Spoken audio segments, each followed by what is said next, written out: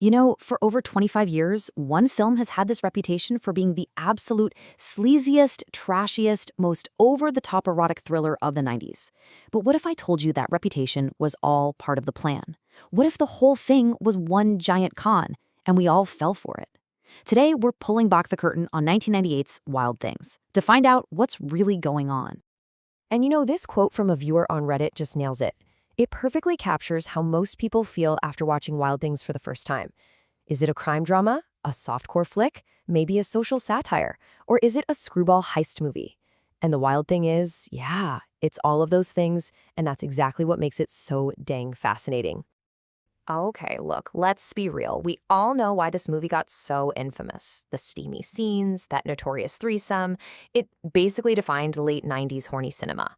But that's just the bait. What's truly wild about Wild Things is the ridiculously smart, brilliantly convoluted script that's hiding right under the surface.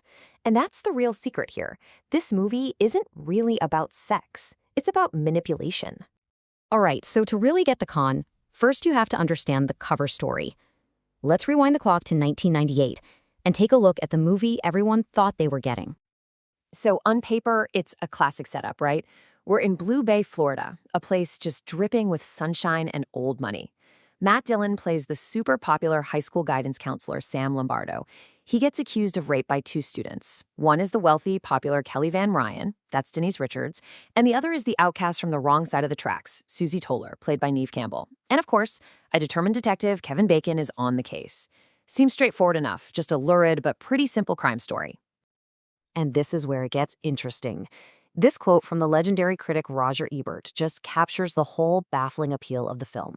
He called it lurid trash, but then he admitted he liked it. He said it was indecently entertaining.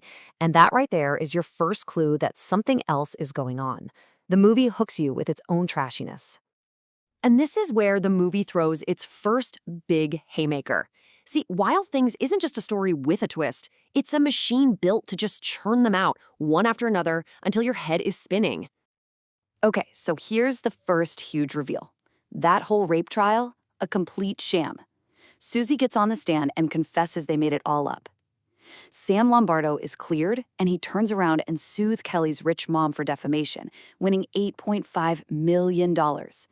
And then, bam, the twist. We see Sam, Kelly, and Susie all meeting up, celebrating, getting ready to split the cash. They were all in on it together. But hold on, it doesn't stop there. Not even close. Sam and Kelly seem to turn on Susie, apparently murdering her to get a bigger cut. Then Detective Ray, the guy investigating them, kills Kelly.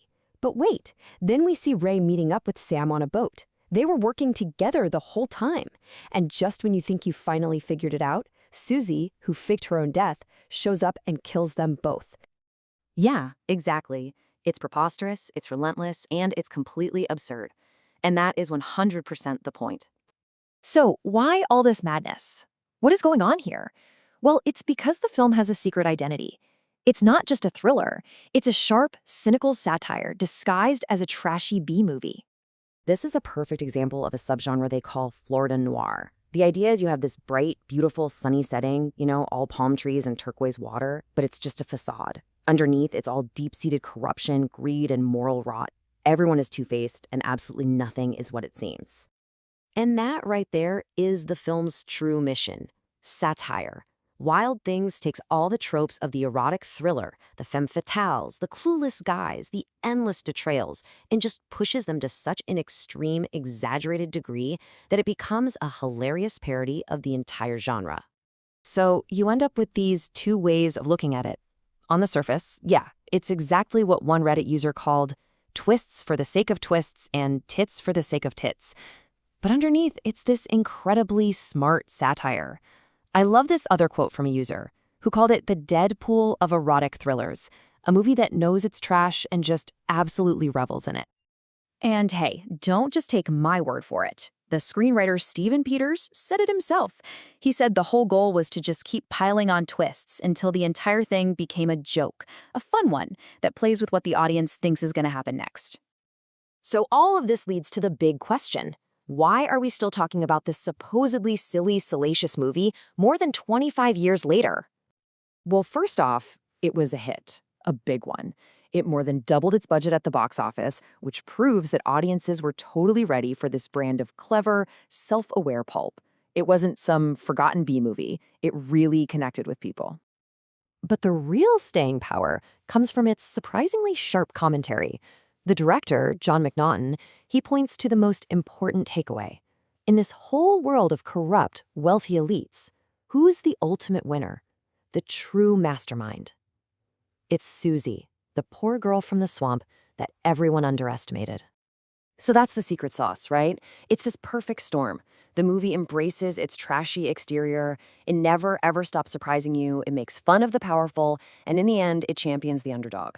It's a film that is way smarter than it ever lets on, and it's inviting you to be in on the joke. But there's one last twist. And honestly, it's the most important one of all. The film isn't just about characters conning each other, it's about the film conning us. The critic Anne Bilson put it perfectly. She said that the ultimate victim of this whole elaborate scheme isn't Sam or Kelly or Ray. That's right. The film's greatest trick is played on you, the viewer. It uses our expectations of the genre, who the hero is supposed to be, who the victim is, how a story should play out, and it turns all of that against us. The movie tricks us into paying attention to the sex and the sleaze, so we completely miss the real conspiracy happening right under our noses. Which leaves us with one final thought. The film plays this long game with its audience, only revealing its hand at the very, very end. It makes you question everything you just saw. So think back. Did you see it coming? Or were you the final mark in the greatest con of all?